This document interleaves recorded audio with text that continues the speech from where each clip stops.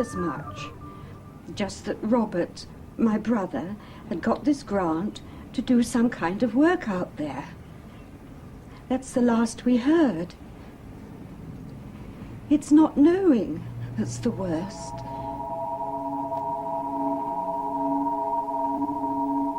If I were to say I'd noticed anything unusual, it would really only be with hindsight. There was nothing strange about her behavior. She simply disappeared.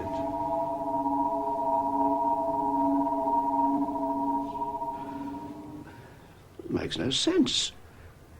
I mean, how can people just vanish off the face of the earth in this day and age? We've a right to know what's going on.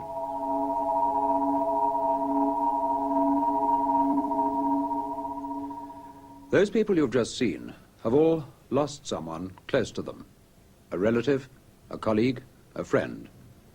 Lost in mysterious circumstances, sudden and inexplicable disappearance without trace.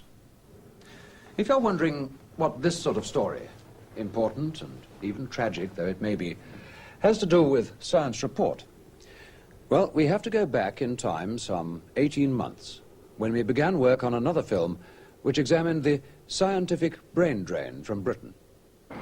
That film was never completed because our inquiries led us into some strange and unexpected byways. And they, in their turn, led uniformly to a blank wall. A blank wall below where I'm standing now at the car park of Terminal 3 of London's Heathrow Airport. We begin this special report with part of that uncompleted film from our reporter, Colin Benson. Dr. Anne Clark, who works in this building, is one of Britain's younger generation of research scientists. Her speciality is solar energy. Like many others in her position, Anne Clark is contemplating joining the brain drain and leaving the country. Well, it's entirely a question of facilities. I mean, look at the mess I'm supposed to work out of. Look at this building. If I and people like me are going to do the job we've been trained to do and are capable of doing, then we must be given the means of doing it.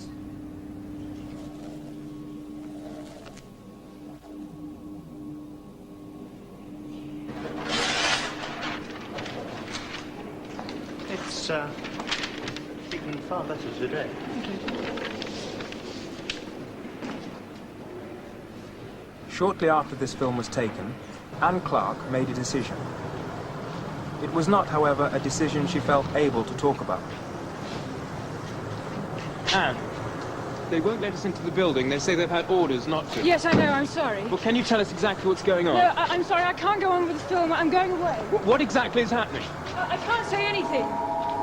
That is the last piece of film we have of Dr. Anne Clark. What was going on brought Anne Clark here to the car park of number 3 terminal, Heathrow Airport. She told friends she was going to New York.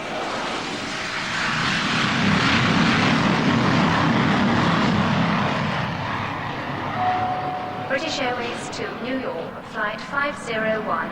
Passengers should go through passport And yet there's no control on the record of first Anne floor Clark to the leaving this departure airport lounge. on that or any other day. The only evidence she was here at all is her abandoned car. Beyond that, nothing.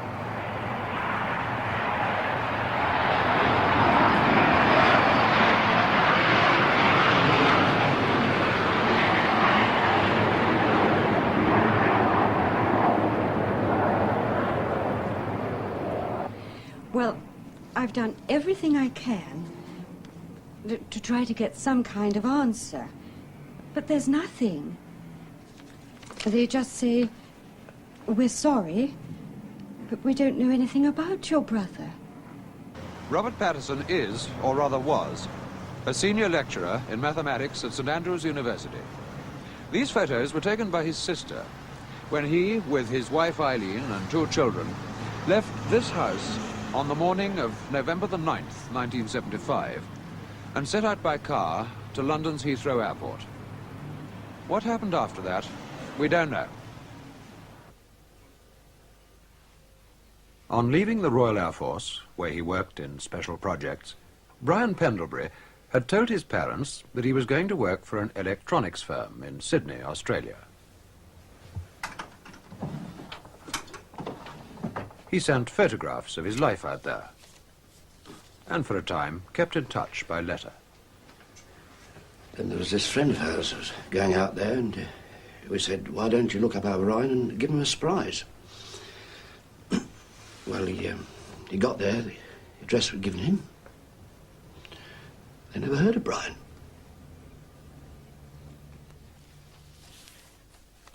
Despite the letters and photographs, which remain unexplained, there's no further evidence about Brian Pendlebury other than the fact that his name appears to have been checked in at London's Heathrow Airport for a flight to Sydney. That, so far as we can discover, is the last anyone ever saw of him.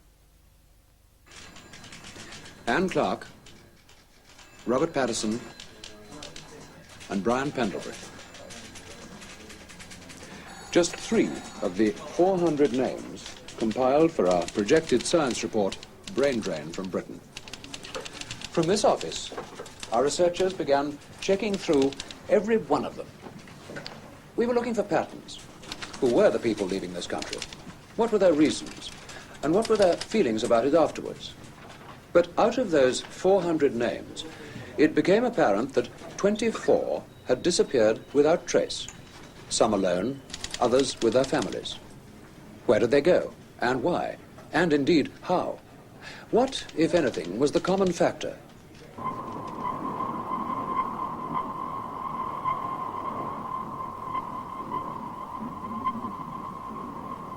Jodrell Bank Radio Telescope, where, although no one realized it at the time, the second part of our complex story was beginning to unfold. Sir William Ballantyne, distinguished radio astronomer, was setting out on a journey he was never to complete.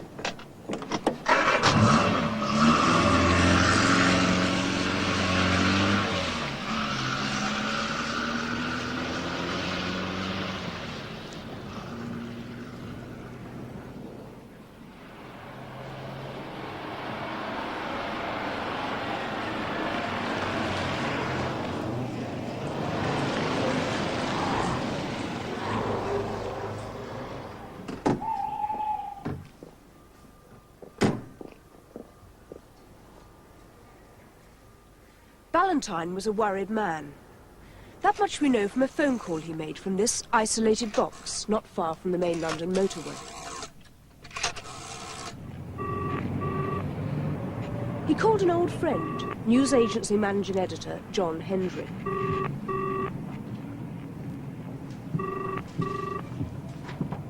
And how did he seem to you? He sounded agitated, which was unusual, because he was a very calm, self-possessed man normally. He said he was driving up to London and wanted to see me later. I said, fine. And he also asked if I'd received a package, which he'd posted the day before. I said I had. It contained this spool of tape, which he told me to keep under lock and key till he arrived. Well, I waited. And, of course, next morning I heard about the accident. These photographs of the crash were taken by an agency cameraman. Despite considerable news coverage, only one photo was made available to the national press and television.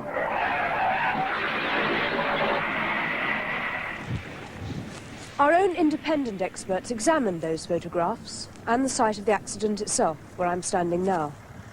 They drew no firm conclusions, except to say that the cause of the accident remained, to them at least, peculiarly unclear. But what of the videotape, which Ballantyne had been so anxious to get safely to his friend John Hendry?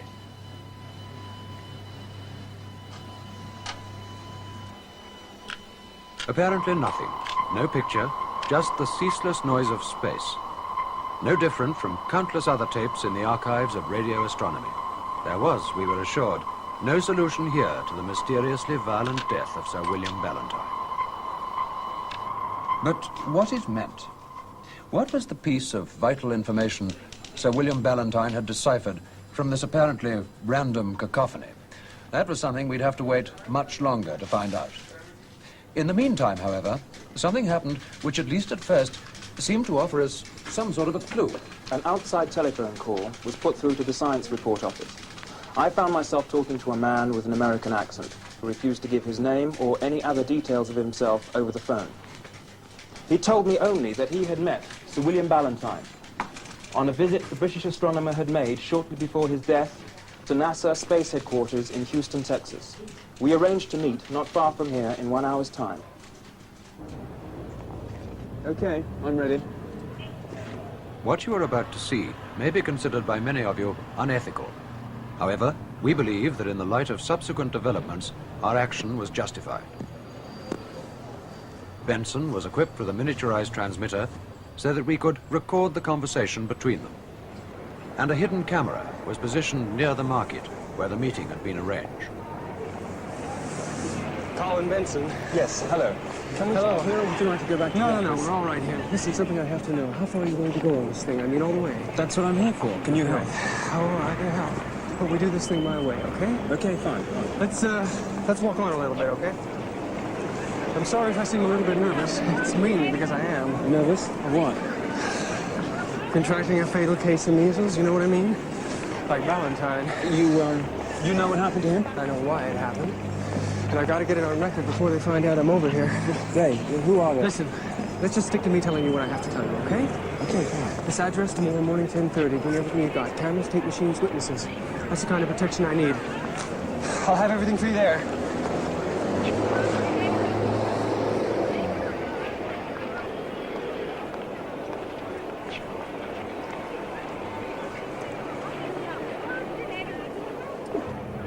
Colin Benson arrived at the address he was given shortly before 10:30 the next day. That's it. Together with a full camera crew. Okay, go on, Vin. Okay, sound? Yep, got it.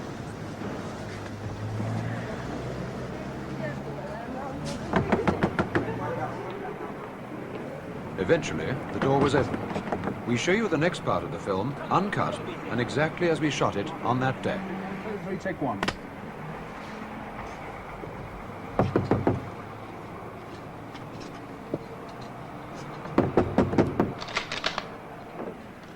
Who is it?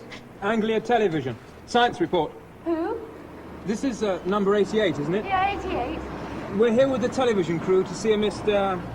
Is there an American... You mean Harry? That's it. It's... Can we come in, please?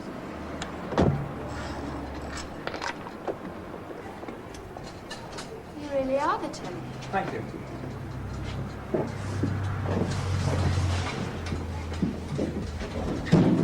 I don't know what this is all about, but you're not going to get much out of Harry right now.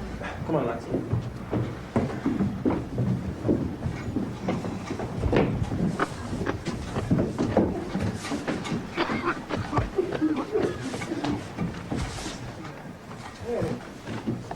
What is it? They said you knew them. Yesterday. You remember? Oh. Leave me alone. What's the matter with him? Get them away from me. You better go. Look, is he on acid or something? Just get out of here, will you? Answer our questions. No, Harry! Don't be an idiot, please! Go away! All right, he's going.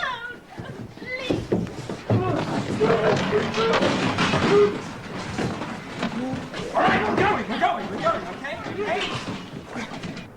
It was the last we saw of the mysterious young American. Despite returning with the police barely half an hour later, who kept watch on this house for several days, we found no one. Elsewhere, however, more pieces of this strange pattern continued to fit into place. The great world drought of that summer was unequaled in recorded history. Europe's normally green dairy country was reduced to a dust bowl. Cattle, finding no moisture in the grass, had to be provided with increasingly scarce water and fed next winter's fodder. In Britain, it was the same story of parched fields and poor crops. In France, forest fires out of control devastated huge areas of woodland.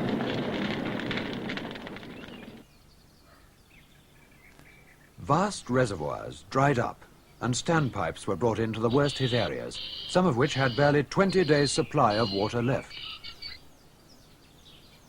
The River Thames was reduced to its lowest level in living memory. There was no panic, only a growing sense of unease that what we were experiencing was unnatural, and that the Earth's climate was moving towards a radical change. Melbourne, Australia, where the Yarra River was reduced to a polluted trickle in which fish and water life were almost completely destroyed. Before water restrictions tightened, desperate efforts were made to save the rare and valuable trees in Melbourne's famous botanical gardens. Northern India was in the grip of the worst heat wave for over 50 years. In Bihar, the temperature reached 48 degrees centigrade, 120 degrees Fahrenheit. Thousands died, and the hardship to animals and crops was unimaginable. The African desert continued its encroachment on fertile land, destroying all in its wake.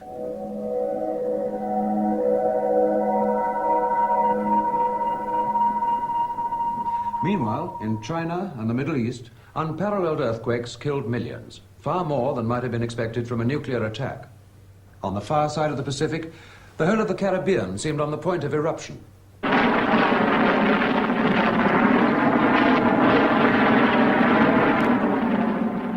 Volcanoes, thought to be extinct for thousands of years, were suddenly erupting into dreadful life.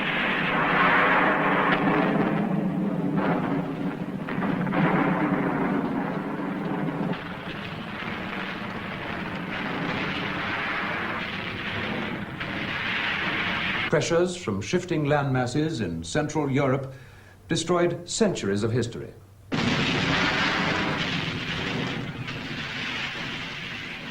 In parts of Italy and Yugoslavia, many ancient towns were reduced to rubble. International rescue teams evacuated thousands from the threatened area, but many others were too broken by the experience to leave. Scientists began to suspect that the balance of the Earth's ecology was far more delicately poised than they'd yet realized.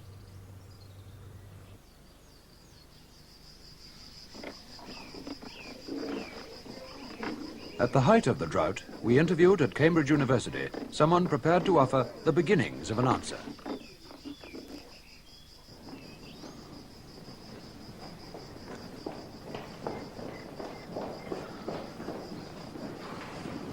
You hear them? Not something you'd expect in this country. Heat, of course. Gerstein's theories, when he first put them forward over 20 years ago, had been almost universally dismissed. He was called an alarmist and a pessimist. Events proved him, on the contrary, to be something of an optimist. By the late 60s, the Earth was already so trapped within an envelope of its own pollution that heat from the sun and the Earth's industrial processes was having increasing difficulty in escaping. 10 years earlier than Gerstein's prediction, the notorious greenhouse effect, a thickening of the outer atmosphere due to the 8-fold increase in the carbon dioxide levels, had become a reality. As the atmosphere became more dense, extreme variations of temperature were experienced, from intense heat to equally unprecedented cold. North America suffered the worst winter on record. Rivers froze solid, and even the great Niagara Falls was halted. In many areas, a state of emergency was ordered by the newly elected President Carter. But the most frightening discovery which scientists made was that last year's unmelted snow line is the next step to a future and unavoidable ice age.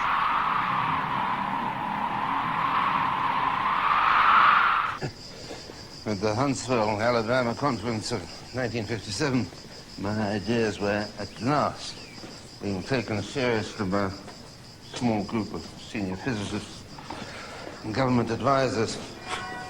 But by then, of course, it was too late. What was this with those people? Can you tell me what happened at Huntsville? The usual thing. The politicians come running to us as though we can reverse the course of nature. When we tell them we can't, they say, why didn't we do something earlier? When we tell them they prevented us, they start squabbling among themselves. Oh, rabble. Was anything achieved by the conference? There was some discussion. In secret. Can you tell me anything about that? It was all very theoretical. Well, look, I can understand your reluctance. Look, all I'm prepared to say is there were 3 alternatives for discussion. The first 2 were crazy. We forget about them. There's a third alternative. Maybe not so crazy. But I don't know whether anything was ever done about it. Can you tell me what it was? At the time that interview was filmed, Carl Gerstein refused to say anything further about Alternative 3. In the second part of this special program, we shall show you how we uncovered that information for ourselves. We'll also be bringing you a remarkable interview with former astronaut Bob Grodin, filmed in secret at his hideaway in New England. Stay with us then.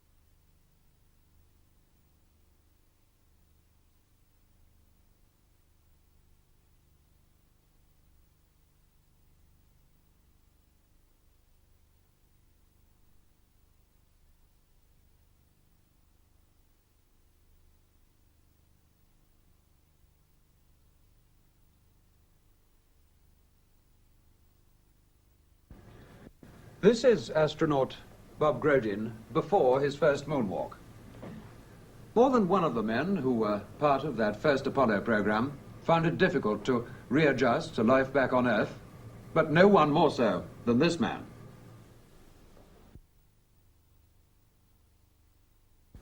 Here he is, as he is today. 5 years on. There were psychological factors, it seemed, which on the surface could explain away the changes in personality, the instability, the breakdown of former relationships. But what exactly were those psychological factors?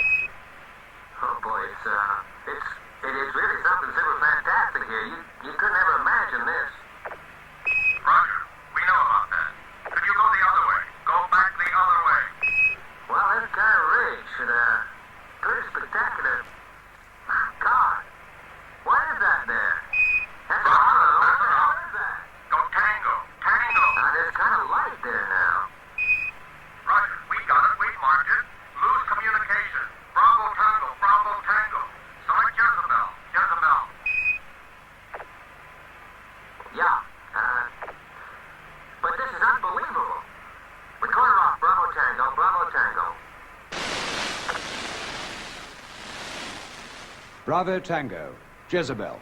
A form of code, but meaning what? Certainly nothing to the 600 million people listening on Earth below. From Boston, Massachusetts, we arranged for ex-astronaut Bob Grodin to talk to us. The interview was filmed to be edited later. Can you hear me all right? Can you hear me in Boston? Yeah, go ahead.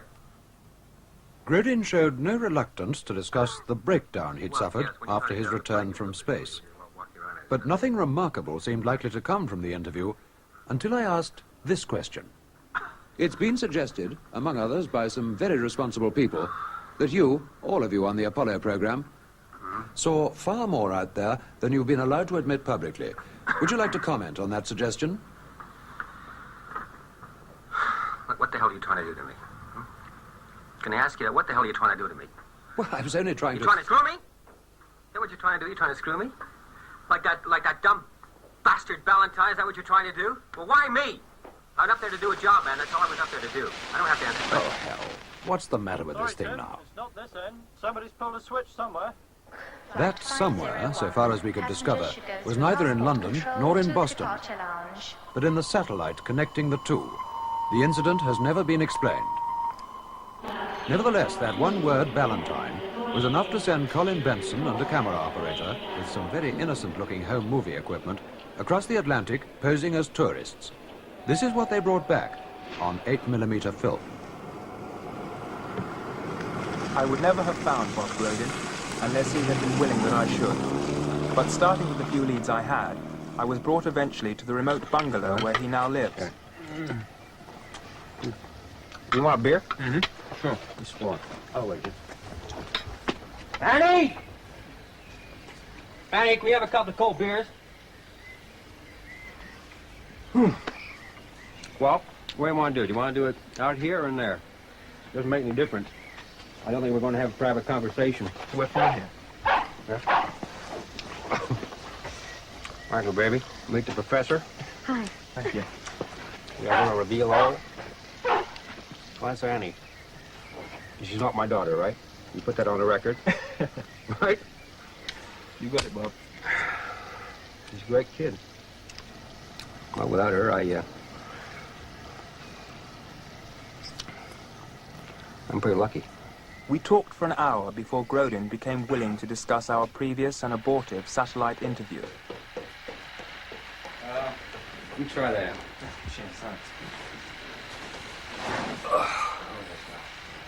What exactly did you tell us about Valentine? Well, what I remember of Valentine is he showed up at NASA with some tape he made.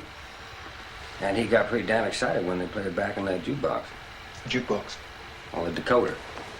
I mean, you can pick up a signal if you got the equipment, but you can't unscramble that. Without NASA's equipment? That's right.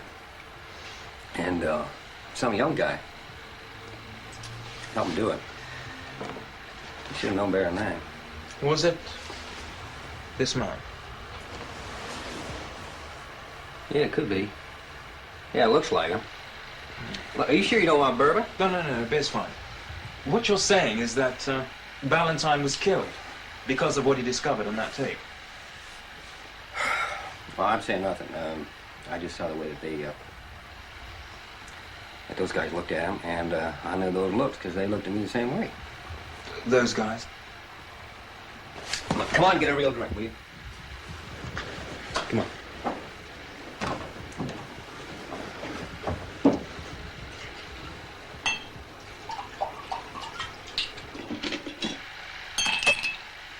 Okay, Bob. What did happen out there? The moon landing? Well, we had kind of a big disappointment. We didn't get there first. What do you mean?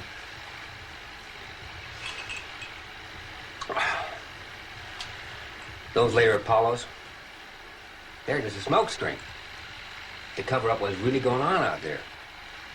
And the bastards, they didn't even tell us. Nothing. Well, what is going on? Well, how the hell should I know?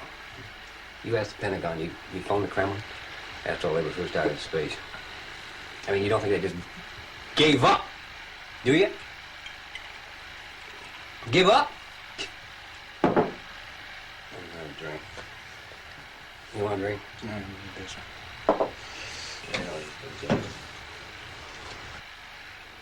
Bob, you got to tell me, what is going on? I mean, what did you see? Well, we came down the wrong place. And it was crawling. But we don't look like a milkworm. You're talking about men from Earth? Do you think that they need all that crap down in Florida to get two guys up there on a bicycle? The hell they do. You know why we're there? to give them a good PR story for all the hardware they're shooting out into space. And we're nothing. That would, Christ, we're nothing.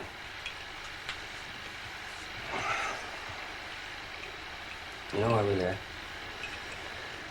To keep you bums happy. Stop you from asking questions about what the hell's really going on out there. Look, that's it. That's it. End of story. That's the finish. Let's look. Let's look. Ready? Fear, suspicion, unanswered questions, possibly murder. What were we dealing with? Back in London, we did what we could to investigate the claims made by ex-astronaut Bob Grodin. Catherine White reports. The Institute of International Political Studies is a non-government organisation based in London's St James's. It was Grodin's linking of the Pentagon with the Kremlin and the implications behind it that brought me here to talk to Professor G. Gordon Broadbent, author of a major study of US-Soviet diplomacy since the 1950s. The short answer is that I know nothing of US-Soviet relations beyond what has already been made public.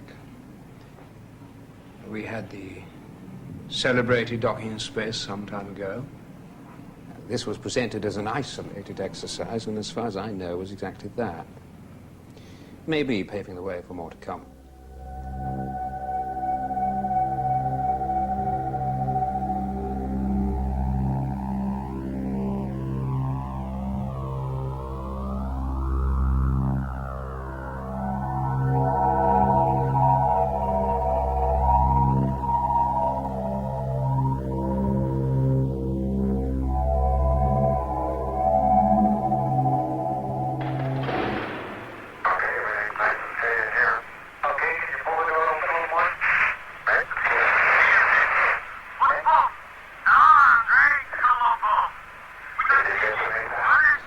Though on the broader issues of Soviet-US cooperation, there is an element of mystery which puzzles many people in my field. To put it at its simplest, none of us can understand how it is that the peace has been maintained for the past 25 years. You mean the experts are baffled? But also, for once, in agreement. The popular myth that it's been improved for the balance of nuclear power doesn't, frankly, hold up entirely. And the more you look at it, the less sense it makes. There are too many imbalances, especially when you put it in the perspective of history. So what is your explanation? Essentially, what we're suggesting is that at the very highest level of East-West diplomacy, there is operating a factor of which we know nothing. Now, it could just be, that this unknown factor is a massive but covered operation in space. As for the reason behind it, well, we're not in the business of speculation. T-minus, guidance is internal. 12, 11, 10, 9. Ignition sequence start.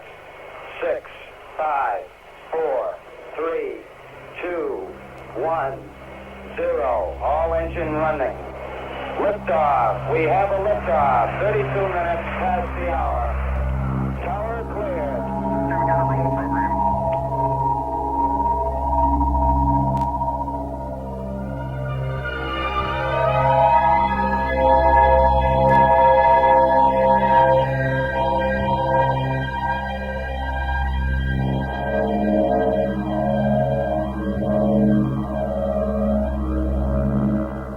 This is the colossal power needed to pull clear from the Earth's gravitational field and put, in Grodin's words, 2 men on a bicycle on the surface of the moon.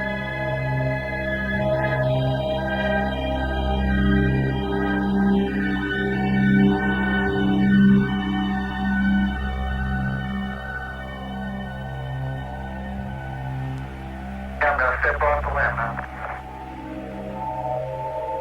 That's one small step for man,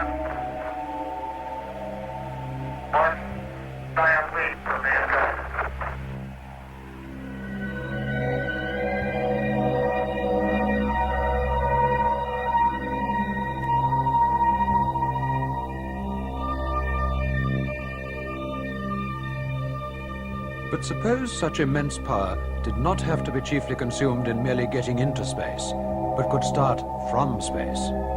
What kind of travel would that bring within our grasp? Obviously, we could go further with less power, or send a much larger craft.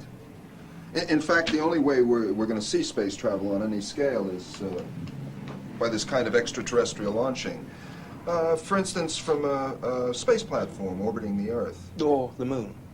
Sure, yeah. If we could get the material there to build a craft, that'd make real good sense. Could we transport the materials there? It'd take one hell of a shuttle, but yeah.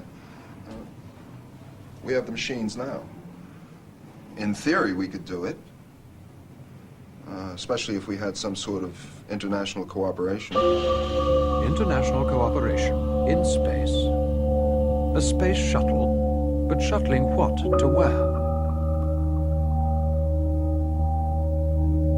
We also hear talk of Russian and American skylabs and the men who live and work in them for several months at a time. But what are they all doing up there in space?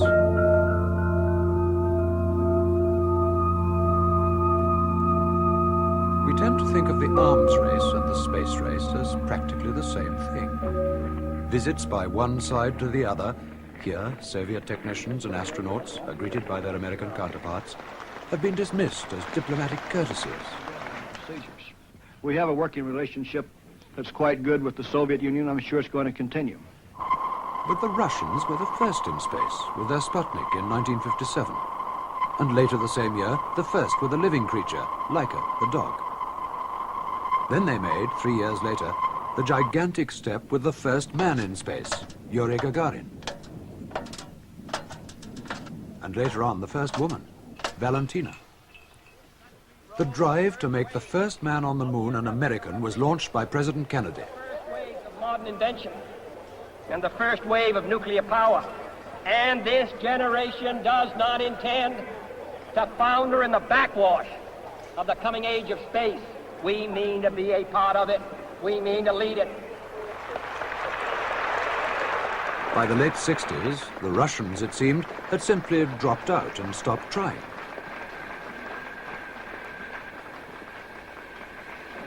And yet today, Cape Canaveral is virtually abandoned, a desert of reinforced concrete and steel. The most ambitious project in the history of mankind seemed to be over. Are we to believe that this is where it all ends? Of the estimated 2,000 launchings from Earth to space, at least 60% have been by the Russians. The near side of the moon's surface, the side visible to us here on Earth. The flags indicate acknowledged landings of American and Soviet craft. Among the spaceships the Russians sent up was the Vostok, supposedly not intended to reach the moon's surface. But in 1972, this sighting was recorded. More detail, please. Can you give more detail on what you are seeing? It's something flashing. That's all so far. Just a light going on and off by the edge of the crater. Can you give the coordinates? Well, there's something there. Come in a little further down. It couldn't be a Vostok, could it? Well, I can't be sure. It's possible. The Russian Vostok flights took place in the early 60s. They were, as we've said, Earth-orbiting spaceships, not designed to reach the moon. So what are we to make of this casual suggestion by Houston Mission Control, and an equally casual acceptance by the lunar module pilot, that in 1972, an obsolete Russian spaceship is orbiting the moon, flashing its lights?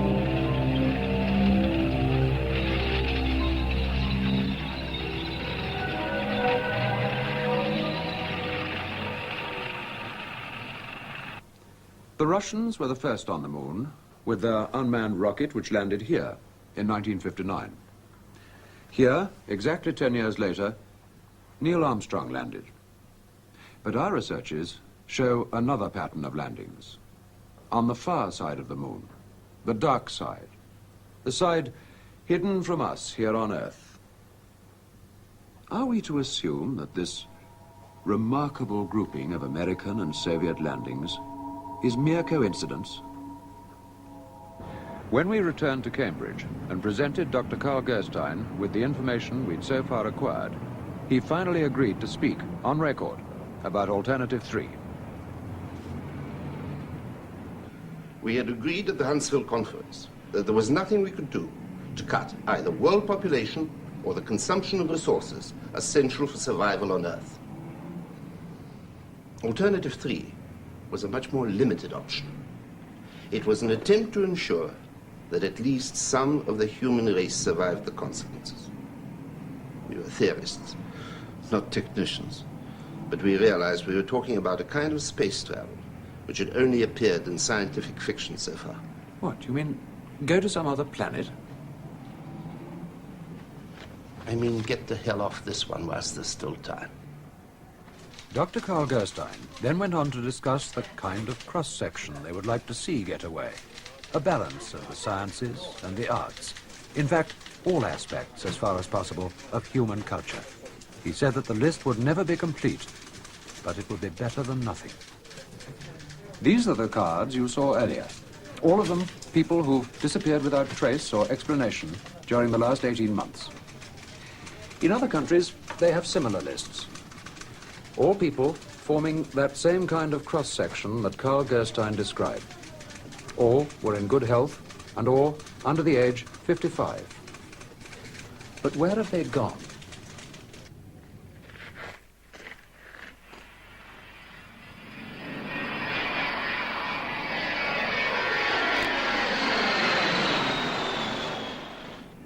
Here is a picture of a supposedly dead planet, the nearest one to Earth. Mars would appear to offer little prospect of survival if these photographs from Viking 2 are to be believed. But are they?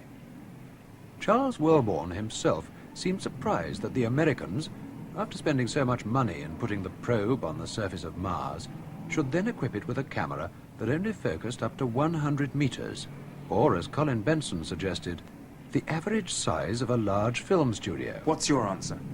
Well, you got to remember that all these pictures that we get come in through NASA, and then they're given to the rest of us. If they say it's Mars, we have to believe them. It's the same thing with audio. I mean, we don't hear everything that's said between mission control and the spacecraft. There's a second channel. They call it the biological channel. Officially, it's just for reporting on medical details. In effect, it's the one they switch to when they have something to say they don't want the whole world to listen in on. I mean, sure, that could be a studio in Burbank. But I mean, for God's sake. Mariner 4 passed close enough to Mars to send back the best photographs of its surface we'd had so far. But was it all just like this? Mars has always been a source of fascination to mankind and a mystery. In the early days of astronomy, Mars was believed to have artificially constructed canals, which was taken as evidence of intelligent life on the planet. Later, this theory was discredited. In its place, we had a picture of barren, inhospitable planet, inimical to the survival of any form of life. Then, more recently, an interesting idea was put forward. Suppose life had existed on Mars. As the climate and other conditions worsened, any surviving life would have formed into a state of hibernation, awaiting the return of more favorable conditions. It was even suggested that the atmosphere which had sustained life may have become entrapped in the surface soil of the planet. There was an occurrence several years ago which made this theory very persuasive. Mars has always had a covering of cloud, varying in density at different times, until the time of which Dr. Gerstein spoke, when the cloud thickened to a degree never previously observed. This happened and was scientifically recorded in 1961. It was obvious that storms of colossal proportions were taking place on Mars. When the clouds eventually cleared, some remarkable changes were seen. The polar ice caps had substantially decreased in size, and around the equatorial regions, a broad band of darker coloring had appeared. This, it has been suggested, was vegetation. Carl Gerstein's theory was that these storms could have been caused by a nuclear explosion delivered from Earth.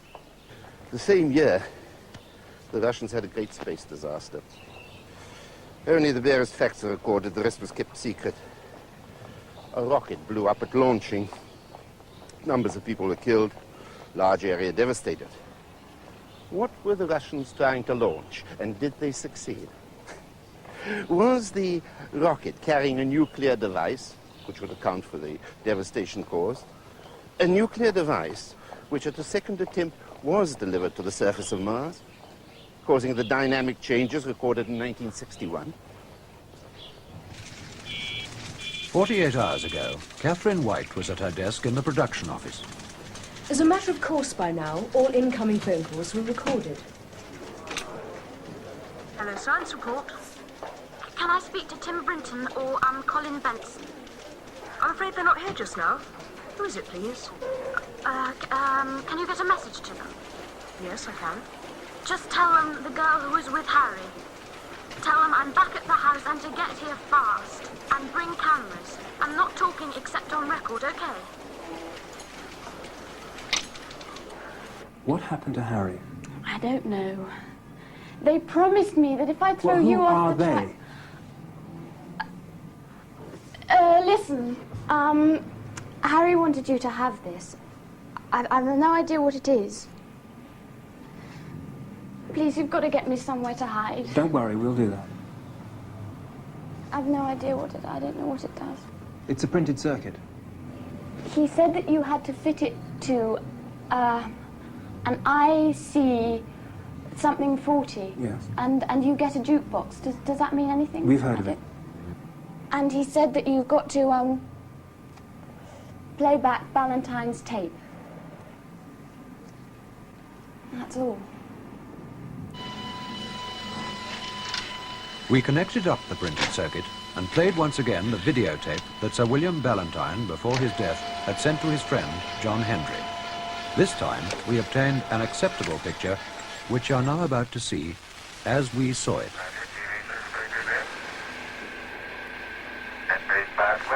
Comrades, can you hear me in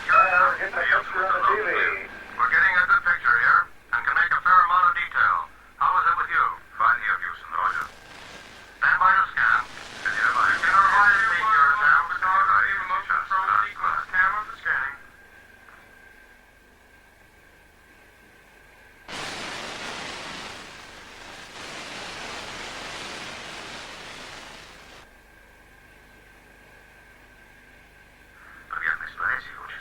Okay, and mode 1 scanning. Stand by and move on. Standing by. Roger, standing by. Hey, isn't that an old riverman? Can you verify that to your town? Roger, Houston, we saw that. Stand by for readings, Houston. Standing by, Town. Temperature 1 degree Celsius. Температура 4 градуса Цельсия. Wind speed 21 kilometers per hour from southwest. Скорость ветра 21 km в час. Atmosphere pressure 707.7 millibars. Атмосферное давление 7 millibars. It's good. It's good, you're safe on the nose. Stand by for landing, Town. Stand by. Мы делаем, мы достигли. Hallelujah. We're here.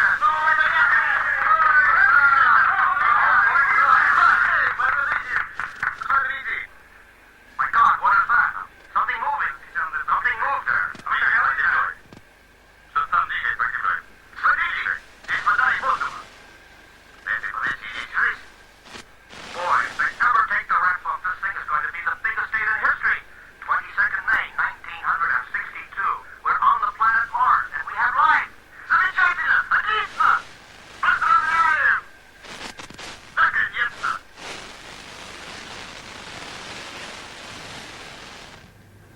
We believe that to be an authentic record of the first and secret landing on Mars by an unmanned space probe from Earth.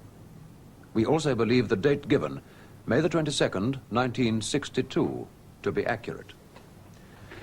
Clearly, the blanket of total security by which this information has been covered could only have been maintained by the active cooperation of governments at very high level. Equally clearly, there must have been powerful reasons why the true conditions on Mars, suitable as they appear to be for human habitat, have been kept secret.